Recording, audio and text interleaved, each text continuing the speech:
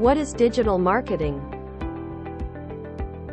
Digital marketing is the use of digital channels such as social media, search engines, email, and advertising on websites to promote products or services to potential customers.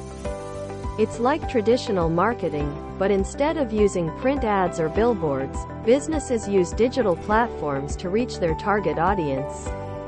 Digital marketing can be very effective because it allows businesses to reach people where they spend a lot of their time, online.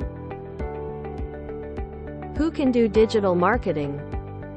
Actually, anyone can do digital marketing, but to be specific below the list who can do.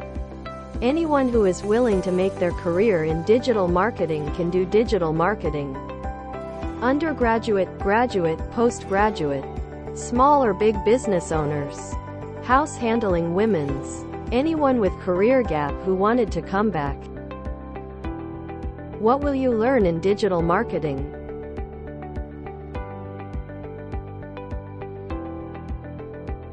Methodology we follow in teaching digital marketing?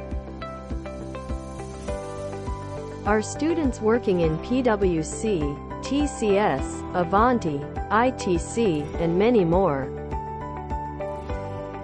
Hear what our students say. These are the live chat reviews.